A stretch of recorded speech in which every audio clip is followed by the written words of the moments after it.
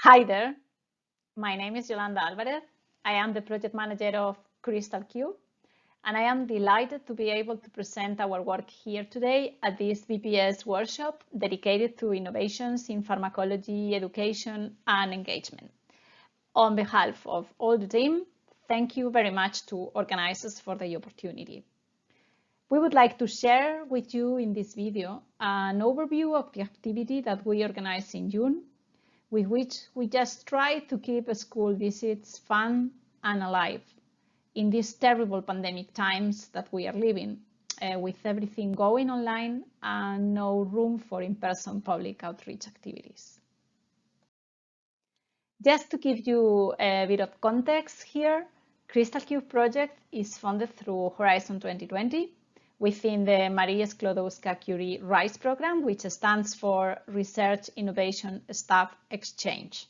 The overall aim of the consortium is to develop biomarkers and therapeutics, as well as to exploit commercial opportunities, all based on cysteine-leukotriene signaling pathway, and with a special focus on ocular, neuroinflammation, cancer, and cardiovascular disease.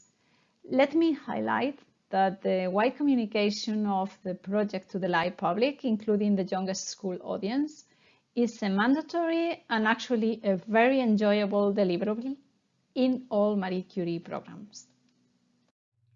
So the format we created for our visits were short talks by Crystal Cube researchers. Each talk was followed by a Kahoot question to keep engaging kids along the event. So after all talks, we opened the floor for kids to ask questions to the researchers, and after the event, we got the feedback from the teachers.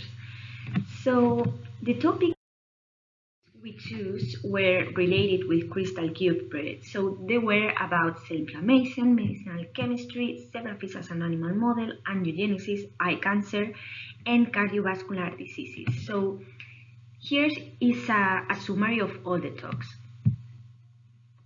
My name is Yolanda Alvarez. I am a biologist. What is that? There are a lot of receptors.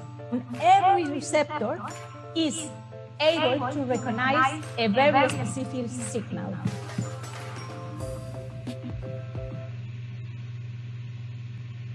So, hi everyone, my name is Justine and I work as a pharmacologist. You can see that each plate has lots and lots of compounds for testing, and that sometimes they can have different colors.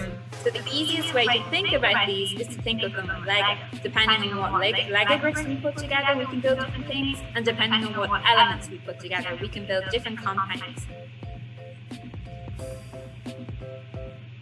How are you? So, I'm Alicia. This is our zebrafish facility. We use the zebrafish when they are 5 days old. Another way to measure their vision is called optokinetic response.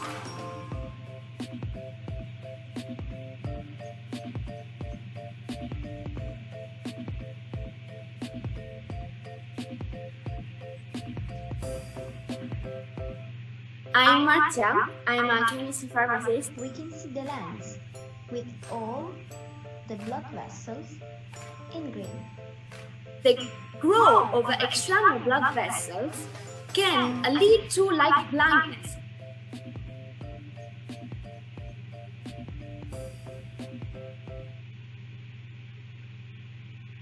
And so I'm a biologist. Happier is normally cells are happy and healthy, but sometimes what happens is one cell decides to be unhappy.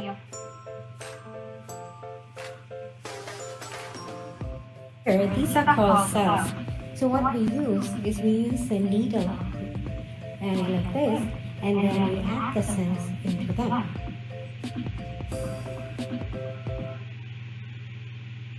Hi guys, I'm Laura. I'm working on trying to cure cardiovascular diseases.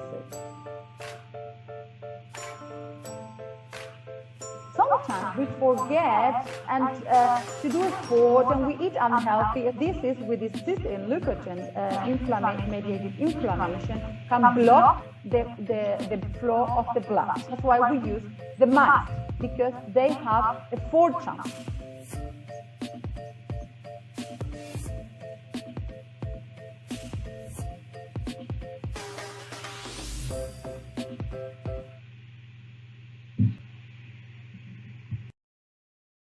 After the event, we circulated a survey to the schools that participated in the activity to obtain feedback from teachers and kids. From teachers, the overall feedback was very positive, and they indicated that our talks were an innovative outreach activity. We have highlighted on the slide the best scores for each aspect considered, for example, quality of context in terms of topics, appropriateness of the age, and grade of difficulty.